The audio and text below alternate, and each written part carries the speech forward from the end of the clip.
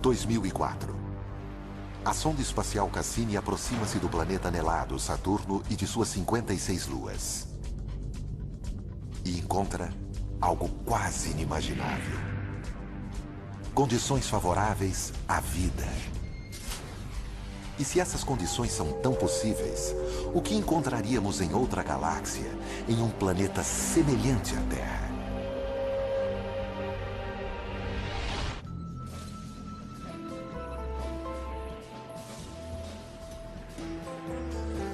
Mistérios do espaço. Alienígenas.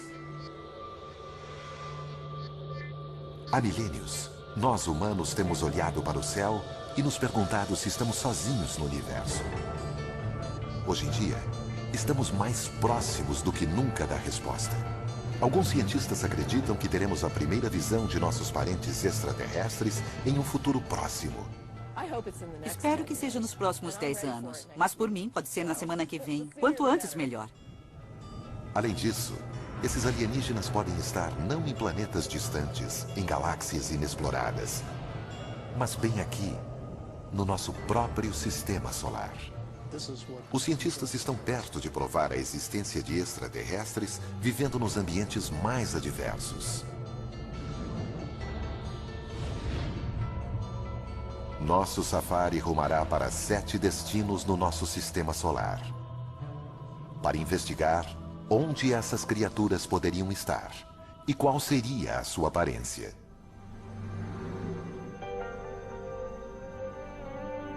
Esses territórios exóticos são extremamente inóspitos. A vida, como a concebemos, sucumbiria em instantes. Mas seres extraterrestres podem ser bem mais resistentes do que imaginamos. Da mesma forma que estamos descobrindo com um grupo surpreendente de seres vivos do nosso próprio planeta. Até poucas décadas atrás, acreditávamos que o nosso planeta fosse inigualável. Seria o único que conhecemos até hoje que tenha permitido a evolução de milhões de espécies. Graças à abundante luz solar, às águas quentes e ao clima acolhedor. Concluímos assim que estas seriam condições indispensáveis à vida, descartando sua presença em qualquer outro planeta conhecido do nosso sistema solar. Mas então, os biólogos começaram a examinar alguns dos lugares mais frios e escuros da Terra. E para surpresa deles, encontraram criaturas de vida ativa. Os biólogos chamam esses organismos de extremófilos. Alguns prescindem de luz e oxigênio. Outros sobrevivem sob pressões atmosféricas extremas. A vida pode surgir praticamente em qualquer ambiente. Considere a Antártica. Depois de anos de pesquisas nesta região, árida e congelada, os cientistas duvidavam encontrar qualquer ser vivo. Mas em 1999, exploradores removeram uma pedra soterrada 2 metros abaixo do gelo. O que eles encontraram foi surpreendente. Quando quebraram a pedra, ela estava repleta de organismos minúsculos. A 56 graus negativos e debaixo de 2 metros de gelo compacto, seres vivos haviam encontrado abrigo. Os biólogos têm descoberto cada vez mais seres vivos, não cangurus, sabe, mas formas mais simples de vida. Seres vivos que sobrevivem em temperaturas muito baixas ou muito altas, em pressões muito altas, até em locais sujeitos a um grau elevado de radiação. Organismos vivos sobrevivem em uma variedade muito maior de ambientes do nosso planeta do que pensávamos. E se a vida é possível em condições extremas, não apenas aqui na Terra, mas em outras partes do nosso sistema solar, imaginem o que isso poderia significar. A menos que haja algo de muito miraculoso no nosso sistema solar e no nosso planeta, a vida deve ser algo muito corriqueiro, ou seja, deve haver vida em um grande número de planetas, e alguns deles devem ter dado origem à vida inteligente.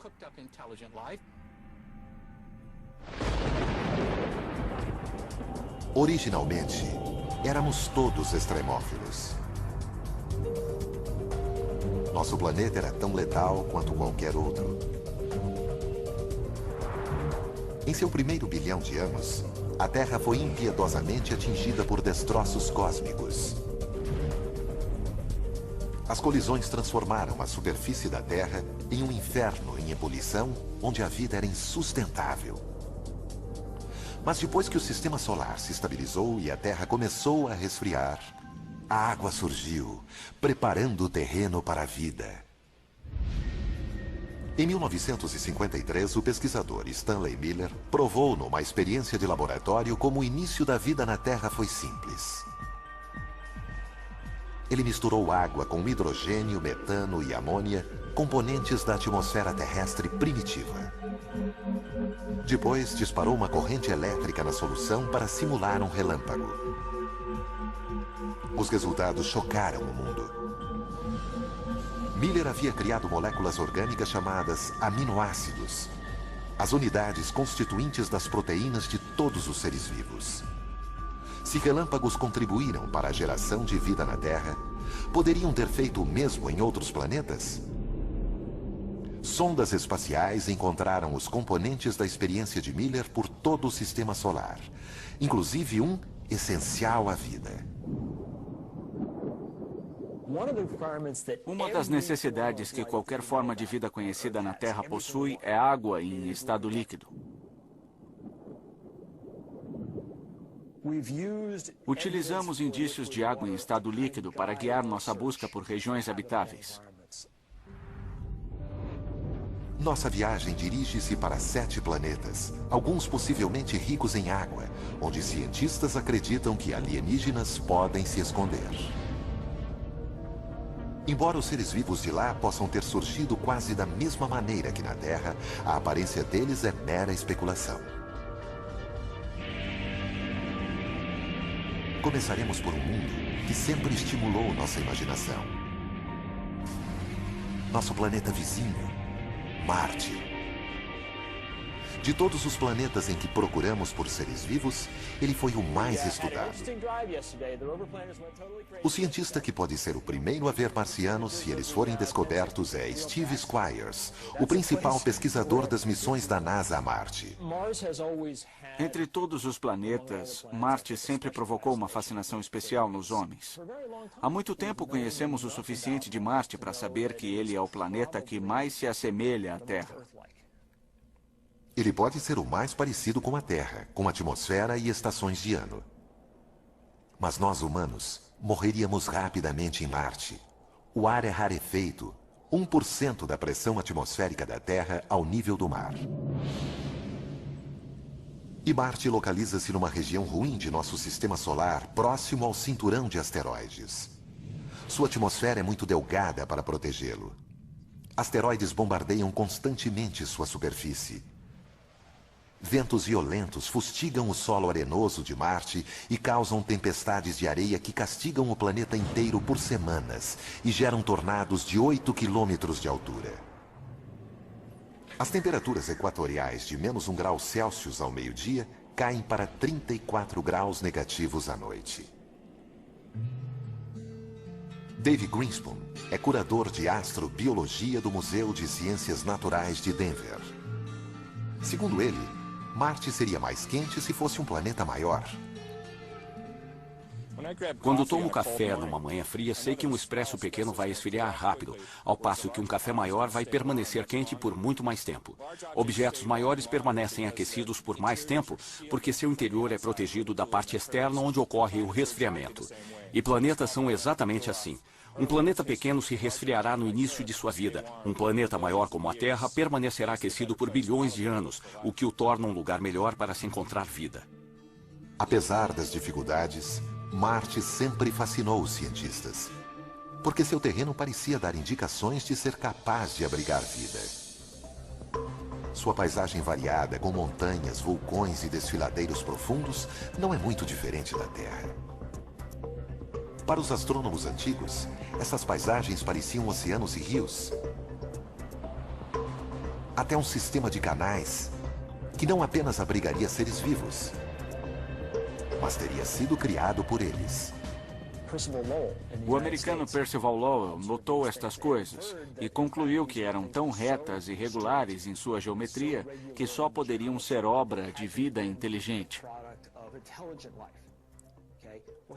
Bem, ele estava certo. O problema é que a vida estava na outra extremidade do telescópio. Ao ver isto através do telescópio, os olhos e o cérebro humanos começaram a interpretar coisas que não apareciam realmente ali antes. Lowell não era o único. Alguns cientistas ficaram chocados quando a sonda Viking 1 transmitiu esta imagem. Seria um rosto humano? Talvez criado por marcianos à sua própria semelhança?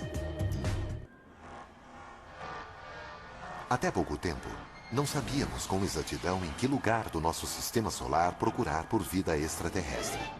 Mas sempre soubemos como os alienígenas seriam depois que os encontrássemos. Inconsciente. Está desacordado.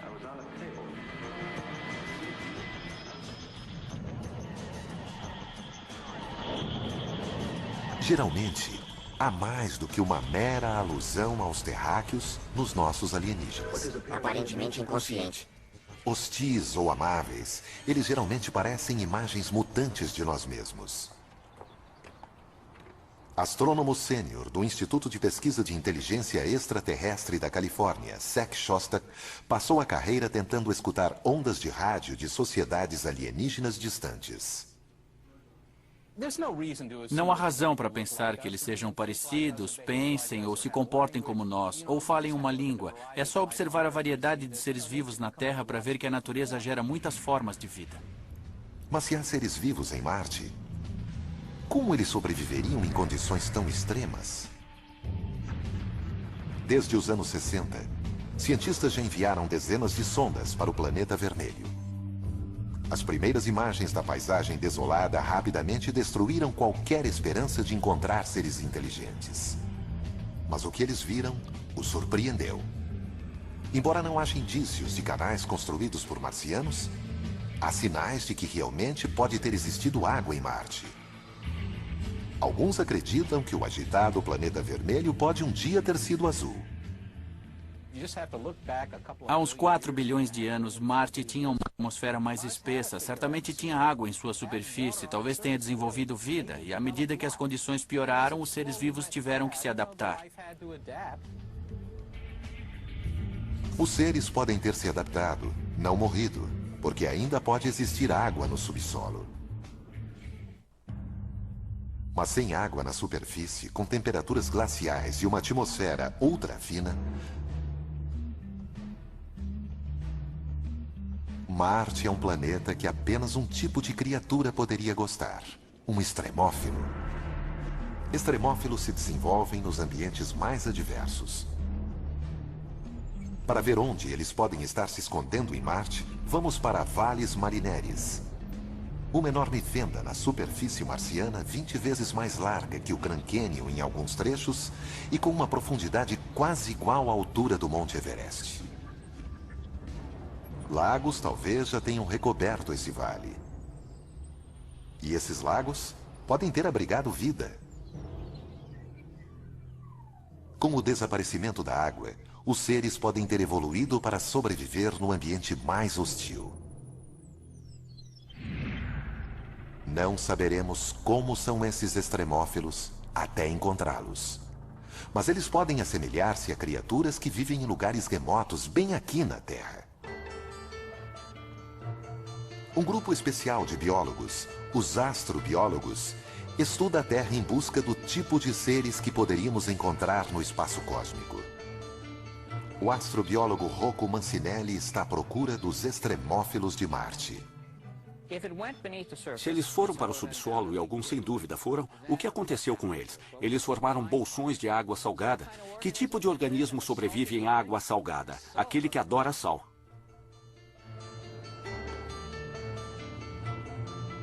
O astrobiólogo Chris McKay acha que conhece o tipo de criaturas adoradoras de sal que sobreviveriam em Marte. Criaturas parecidas com as que ele encontrou em um dos locais mais salgados e áridos da Terra. O verdadeiro desafio para a vida em Marte é o desafio fundamental para a vida no Vale da Morte, a aridez. Essa adaptação é a mais difícil de todas. Há milhares de anos, um lago salgado recobria o Vale da Morte, assim como lagos recobriam os vales de Marte.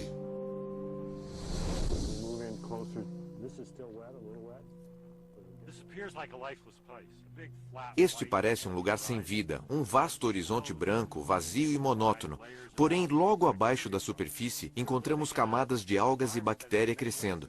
Eles vivem em um ambiente diferente daquele que percebemos na superfície, sob vários aspectos. Esse lugar parece sem vida, estéril, e mesmo assim, quando cavamos, olha só o que encontramos. Debaixo do sal, há uma abundante camada de algas verdes que sobrevivem com a água e a luz que vazam para baixo.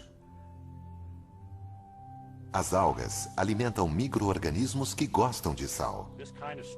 Esse tipo de estrutura que vemos aqui nos desertos da Terra, leitos secos e lagos salgados, vamos encontrar também em Marte. Desertos salinos podem não ser os únicos lugares em que a vida se esconde no planeta vermelho. Aos enormes vulcões, alguns 5 ou 6 vezes maiores que os da Terra. A astrobióloga Penny Boston estuda as cavernas, chamadas túneis de lava, que restaram depois que a lava vulcânica se dissipou. Há pouco tempo pensávamos que essas cavernas eram destituídas de vida. Elas não recebem luz do sol, e sem luz solar não há fotossíntese. Mas nos túneis de lava, fora de Albuquerque, no Novo México, Penny encontrou sinais de seres excepcionais. Sabemos que Marte possui inúmeros túneis de lava, então aqui temos a chance de ver como eles se formaram e também dar uma olhada nos seres que os habitam.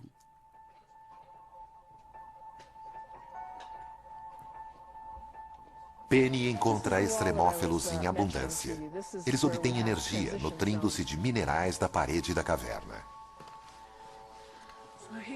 Estamos bem perto da parede e você pode ver essas manchas brancas aqui crescendo sobre o basalto preto. E cada uma delas é como uma grande cidade para esses seres. Estão todos reunidos em pequenos depósitos no basalto. Eles estão adaptados a estas temperaturas congelantes. Nunca recebem luz e aproveitam o que conseguem encontrar no ambiente. Existirão criaturas como essas nas cavernas subterrâneas dos campos vulcânicos de Marte? Penny acha que sim.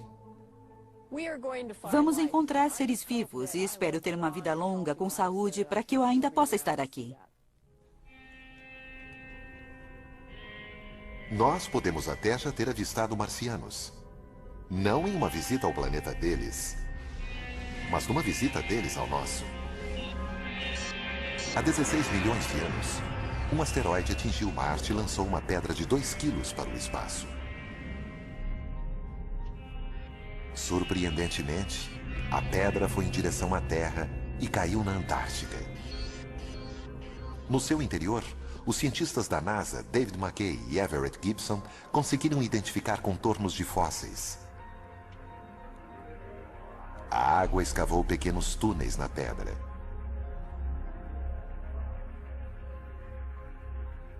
E nesses túneis, os cientistas encontraram o que acreditam ser indícios de vida bacteriana.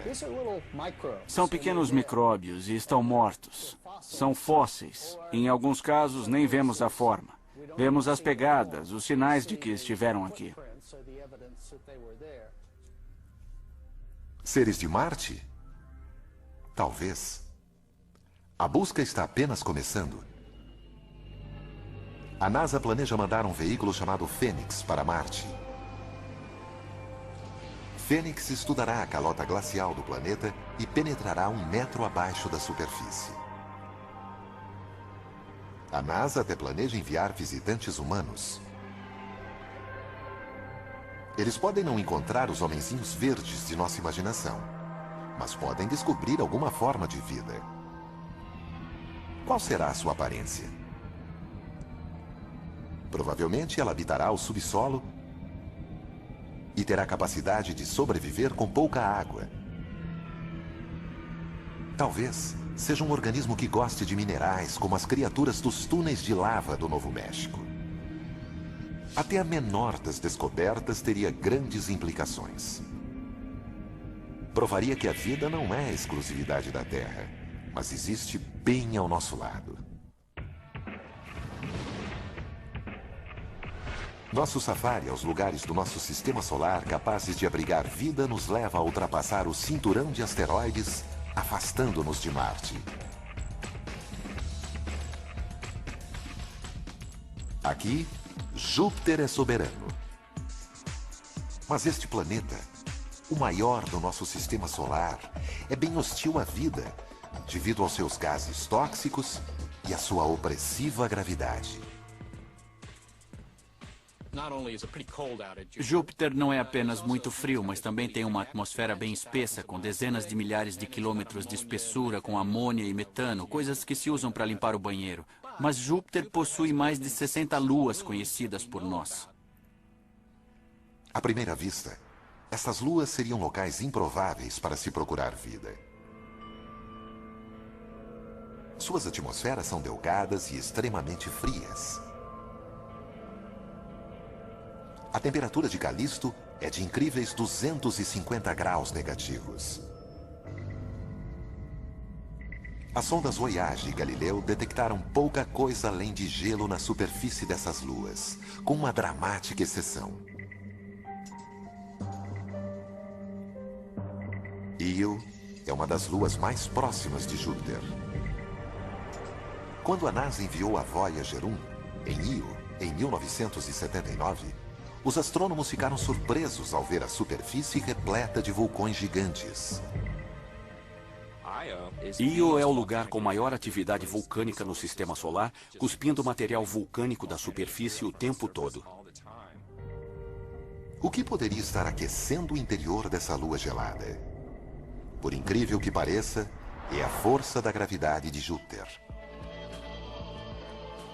O planeta gigante exerce uma força gravitacional enorme sobre suas luas.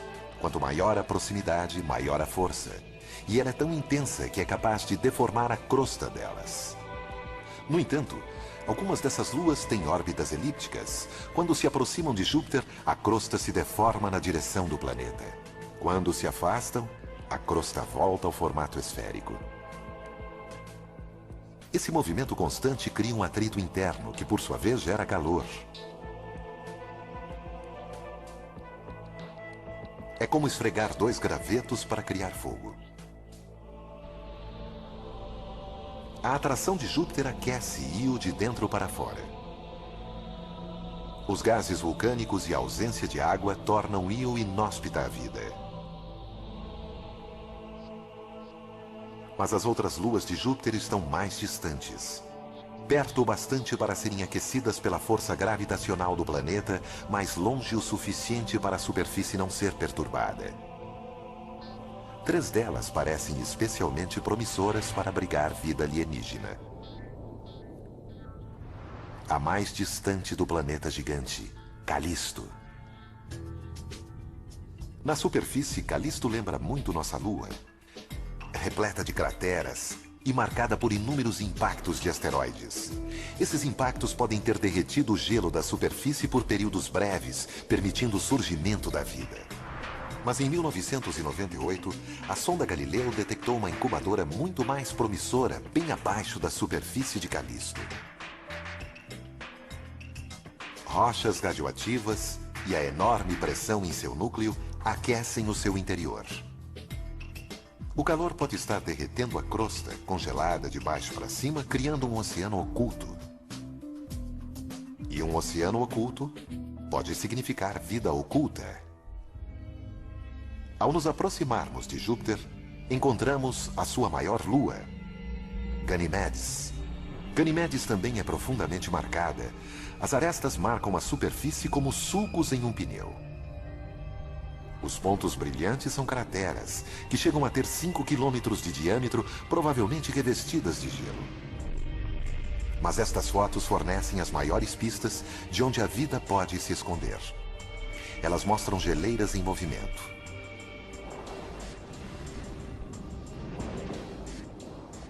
O movimento das geleiras de Ganimedes também pode indicar o aquecimento interior. Assim como Calisto, Ganimedes também poderia possuir um oceano oculto, recoberto por até 200 quilômetros de gelo. A terceira lua nesta etapa de nosso safari é a mais intrigante. Ela se chama Europa, e das 3, e a mais próxima de Júpiter. Essa proximidade do planeta gigante pode significar que o núcleo de Europa é muito mais quente do que o núcleo de Calisto ou Ganimedes.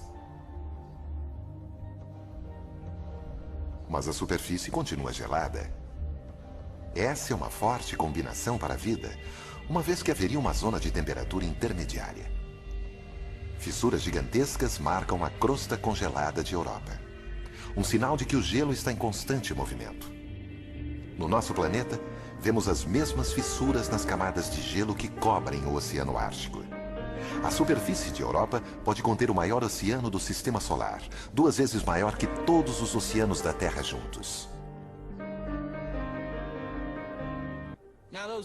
Esses oceanos, se existirem, e é bem provável que pelo menos alguns deles existam, estão lá há muito tempo, 4 bilhões de anos ou mais. Será que nesse tempo todo não surgiu alguma vida nesse oceano? Bom, me parece bastante plausível. O ambiente no oceano de Europa é mais ou menos tão amigável quanto nos nossos oceanos para a existência de seres vivos. Na verdade, organismos do planeta Terra provavelmente conseguiriam viver no oceano de Europa. Mas os oceanos de Europa seriam muito frios, talvez até lodosos. E a luz solar jamais penetraria, graças a uma cobertura de gelo com até 15 quilômetros de espessura. Jamais imaginaríamos que poderia existir vida aqui se não fosse por uma descoberta revolucionária na costa do Equador. A quilômetros de profundidade do Pacífico, biólogos encontraram prósperas comunidades de poliquetas, caranguejos e até mesmo lulas. Essas criaturas sobrevivem a despeito da escuridão total, do frio extremo e da imensa pressão do fundo do mar. Elas se alimentam de bactérias que tiram sua energia não do sol, mas de elementos químicos que se desprendem do leito marinho. Podemos encontrar chaminés vulcânicas semelhantes em Europa, alimentando sua própria teia de vida. Para descobrir, cientistas da NASA querem enviar uma nave à superfície de Europa. Alguns gostariam de enviar um Cryobot, um robô que derreteria o gelo e enviaria uma sonda até a camada líquida abaixo. Não é tão difícil, é só ir derretendo o caminho, mas terá que penetrar não somente algumas centenas de metros, mas talvez algumas dezenas de quilômetros de gelo. Depois é só baixar uma linha de pesca com uma câmera de vídeo e uma lâmpada na ponta e olhar em volta.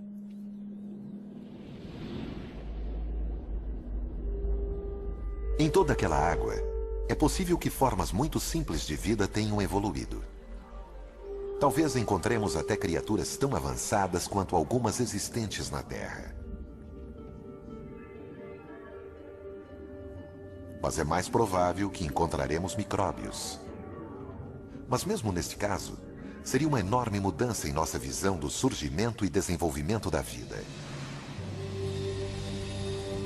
Europa é quente. Mas e se o lugar for um dos mais frios conhecidos? Ou se seus lagos estiverem repletos de produtos químicos tóxicos em vez de água? Esses são os mundos que encontraremos à medida em que nosso safari prossegue pelo espaço. Em nosso safari em busca de vida alienígena, passamos por Saturno, onde o movimento violento dos gases sufoca a atmosfera. Também sentimos a força gravitacional do planeta, mais fraca que a de Júpiter, mas ainda assim formidável. Continuaremos adiante. Mas é provável que haja organismos vivos aqui. Os anéis de Saturno também são extremamente inóspitos. Eles são compostos de rocha e gelo, tão pequenos quanto um grão de açúcar ou tão grandes quanto uma casa. Mas Saturno tem muitas luas. Até agora foram identificadas 56. Nosso safari segue para a primeira dessas luas. Um pequeno satélite chamado Encélado, com apenas 500 quilômetros de diâmetro. Aqui, a força gravitacional é mínima, apenas uma fração da terrestre, e a atmosfera é praticamente inexistente. Quase a totalidade da luz solar que chega aqui é refletida de volta para o espaço, fazendo deste o objeto mais brilhante em nosso sistema solar. Até pouco tempo, imaginávamos que Encélado era frio demais para sustentar vida, mas estávamos enganados. Em 2005, após uma viagem de 7 anos, a nave Cassini aproximou-se do pequeno satélite e detectou algo que surpreendeu a chefe da missão, a cientista Caroline Porco. Esta foi a imagem que chamou nossa atenção. Foi um choque. Essas brumas são compostas de água, de um geyser. O vapor e a água quente do geyser atingem o vácuo frio do espaço e explodem num jato de gelo. Em virtude da pequena força gravitacional, a nuvem de gelo pode ficar do tamanho da própria Lua. Caroline jamais viu algo parecido em qualquer outro lugar. É o sonho de um explorador planetário encontrar um corpo celeste como este. Esses jatos lançam vapor e neve centenas de quilômetros acima do Polo Sul de Encélado. A conclusão é uma só. O pequeno e gélido Encélado tem um interior extremamente quente. Assim como em Júpiter, a enorme força gravitacional de Saturno deforma seus satélites, provocando atrito e gerando calor interior. Pelo que sabemos até agora, a conclusão mais lógica é que existe água no estado líquido e em Encélado, porque é quente. E os melhores modelos que podemos elaborar no momento para explicar o calor e os jatos parecem indicar que as temperaturas são suficientes para derreter a água. Calor, água no estado líquido. Até mesmo os pontos mais distantes de nosso sistema solar podem conter os elementos para a vida. Que tipo de criatura viveria nas águas escaldantes de um geyser? Graças às fontes termais da Terra, podemos ter uma ideia. Em certa época, ninguém acreditava que houvesse vida nas fontes quentes do Parque Nacional de Yellowstone. Mas foi então que biólogos descobriram nessa água micróbios que alimentam-se de produtos químicos dissolvidos nela. Atualmente, eles são chamados de termófilos. Os mais resistentes sobrevivem em água fervente. Poderia haver termófilos em Encélado? Para descobrir, vamos examinar mais de perto este geyser extraterrestre. A superfície é fria demais para ver qualquer forma de vida. A temperatura aqui é de 200 graus negativos. Mas e quanto à água quente no interior? Na bruma de gelo acima de Encélado foram encontrados dióxido de carbono e metano, elementos químicos que poderiam alimentar seres vivos da mesma forma que as fontes de Yellowstone alimentam os micróbios que vivem nelas. Temos um corpo celeste que muito provavelmente tem água em seu interior. Já sabemos que ele possui compostos orgânicos simples e uma série de outras coisas que fazem dele um corpo de grande interesse astrobiológico em nosso sistema solar. Se Encélado causou um choque, outra lua de Saturno, Titã, surpreendeu os astrônomos. Talvez seja o local menos propício à vida.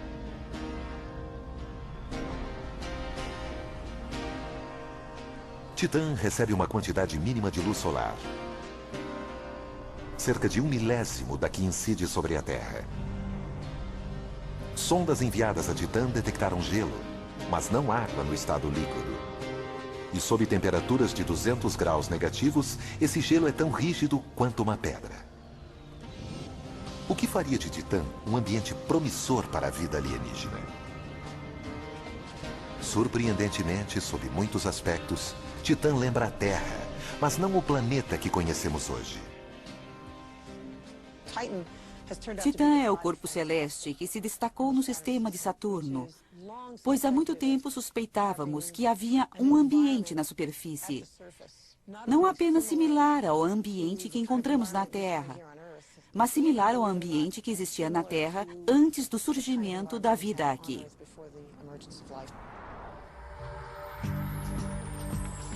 Titã intrigava tanto os cientistas que a nave Cassini foi enviada para sondar essa lua em 2005. Foi a missão de superfície mais distante já realizada. A sonda detectou apenas montanhas e planícies. No entanto, em um voo seguinte, a Cassini localizou uma linha costeira. Em pouco tempo, milhares de lagos foram encontrados. Pelo menos um deles era maior que os grandes lagos da América do Norte.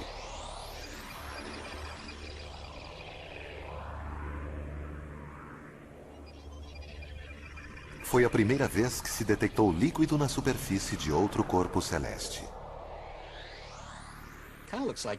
Parece Minnesota, exceto que os lagos não são de água e sim de gás natural no estado líquido. No entanto, não deixa de ser um líquido. E isso não é neve. São flocos de metano. Assim como a Terra, Titã possui um clima.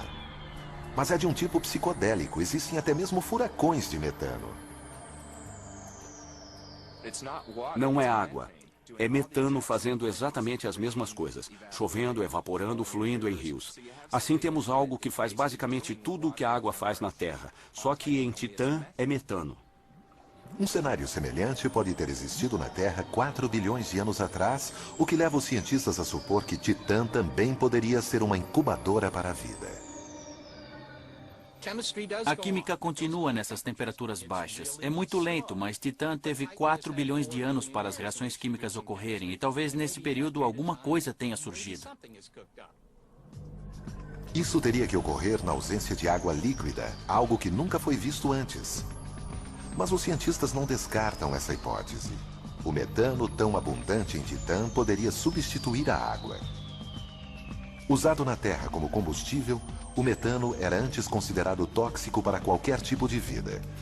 No entanto, em 1997, pesquisadores analisaram formações de metano congelado encontradas no Golfo do México. Eles ficaram surpresos ao encontrar colônias de insetos semelhantes a centopeias, vivendo em meio à substância. Eles imaginam que esses insetos consomem bactérias que se alimentam do metano. De modo geral, das coisas que consideramos letais, muitas delas podem sustentar a vida. Se houver um meio evolucionário de captar essa energia em vez de permitir que ela o destrua, isso pode ser recompensador. Pode haver mais uma complicação para a vida na superfície de Titã. Com campo magnético fraco demais para servir de escudo, os seres vivos na superfície ficariam expostos à radiação cósmica. No entanto, não seria um problema para um extremófilo, como já foi comprovado na Terra. Biólogos encontraram vida em abundância próximo ao reator nuclear de Chernobyl, até mesmo nadando em líquido radioativo, alimentando-se de moléculas em decomposição. As formas de vida de Titã poderiam fazer a mesma coisa.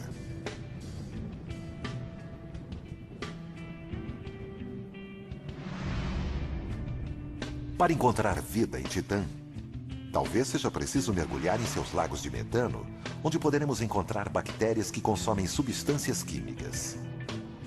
Também poderemos encontrar micróbios resistentes à radiação não muito diferentes dos encontrados em Chernobyl, vivendo em suas placas de gelo.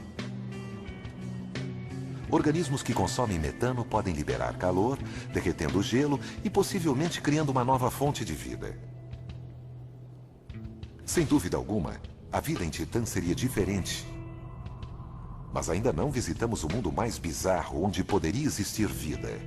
E ele fica muito mais perto de casa.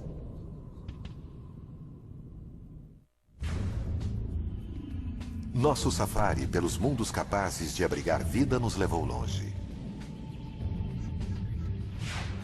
Visitamos desertos gélidos, oceanos submersos e lagos de metano. Mas o mundo que estamos para conhecer talvez seja o mais extremo de todos. Em nossa última parada, voltamos em direção à Terra, até Vênus, nosso vizinho mais próximo no Sistema Solar.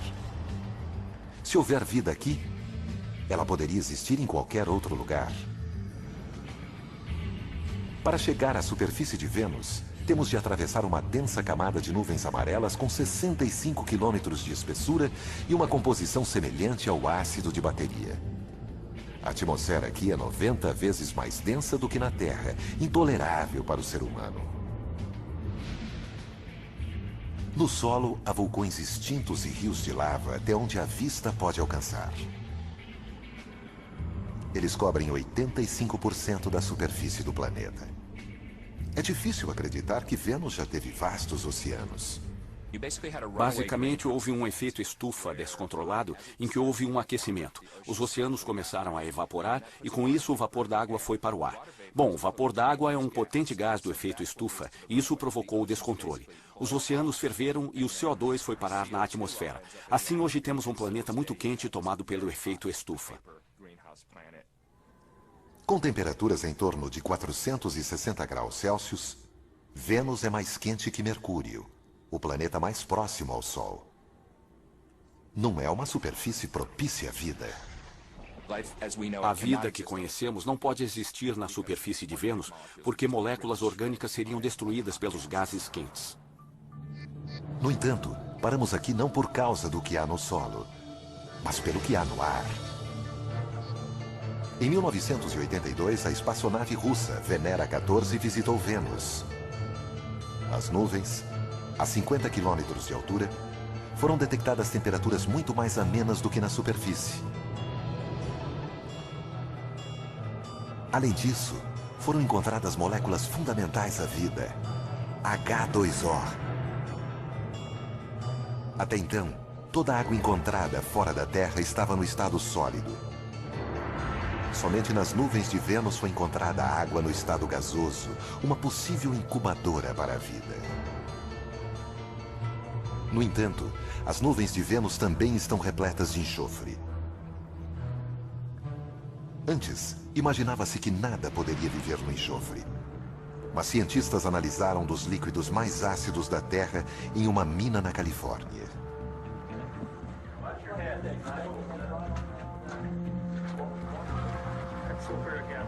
Em meio ao ácido sulfúrico capaz de corroer metais, tecidos e dissolver a pele humana, eles encontraram vida. Extremófilos adaptados ao ácido. Esses organismos se alimentam de compostos de enxofre como o sulfureto de ferro, consumindo o ferro e liberando o enxofre. Extremófilos como esses poderiam estar flutuando sobre Vênus? David Greenspan considera possível. Nas nuvens de Vênus pode haver organismos baseados em enxofre. O enxofre absorve a luz ultravioleta de um modo interessante e imagino que aconteça algum tipo de reação fotoquímica na qual a luz ultravioleta converta substâncias químicas em um estado de energia superior que, por sua vez, serve de alimento. Como seriam esses alienígenas se os encontrássemos? Eles teriam de suportar altas temperaturas e uma pressão atmosférica enorme. Também teriam de sobreviver em um meio ácido mortal para a maioria das formas de vida. Talvez seja uma versão mais resistente dos extremófilos encontrados na mina californiana. Constantemente encontramos vida em lugares que consideramos inóspitos. Assim, sempre que dizemos, é impossível, não pode haver vida nas nuvens de Vênus, acho que precisamos ter cuidado. Isso pode refletir nossa própria ignorância e as limitações de nossa imaginação e não as verdadeiras limitações da criatividade da natureza que parece encontrar soluções para esses problemas. Enquanto nosso safari retorna ao mundo azul, exuberante e repleto de vida na Terra, podemos ver por que referenciamos suas dádivas mantenedoras da vida. Mas como descobrimos, até mesmo os ambientes mais extremos são capazes de abrigar seres vivos. Extremófilos podem lembrar a primeira versão da vida em nosso universo. E poderiam até mesmo ser a mais comum. Mas poderiam ter evoluído além dessas formas modestas? Seria possível haver vida inteligente lá fora?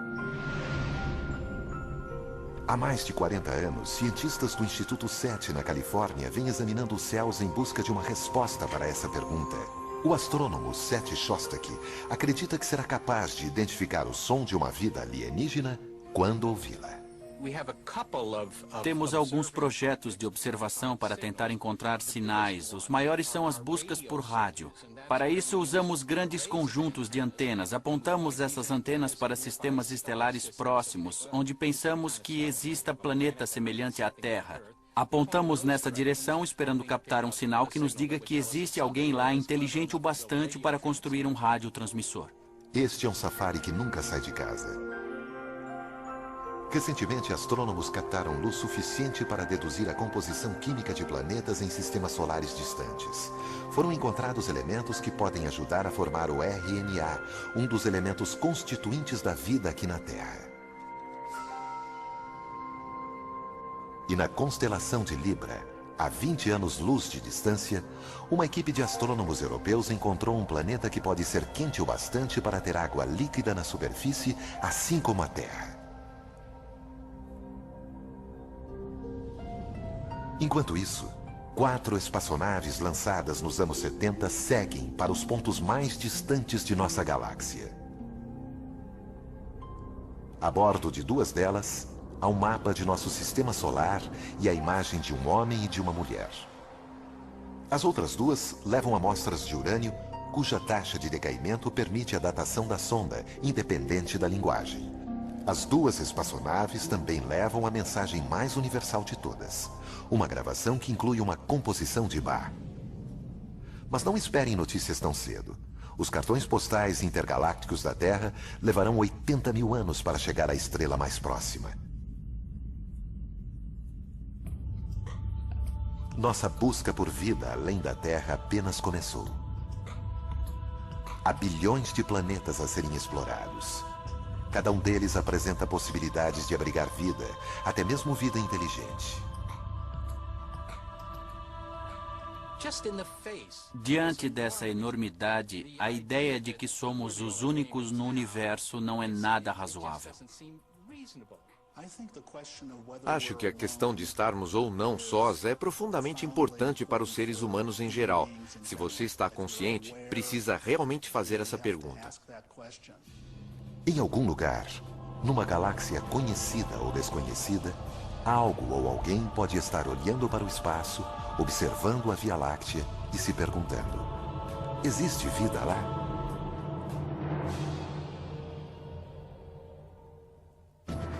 Versão Marshmallow São Paulo. Eles vão mostrar a ciência aplicada à vida cotidiana. Ciência em Casa estreia a seguir no Nat Geo.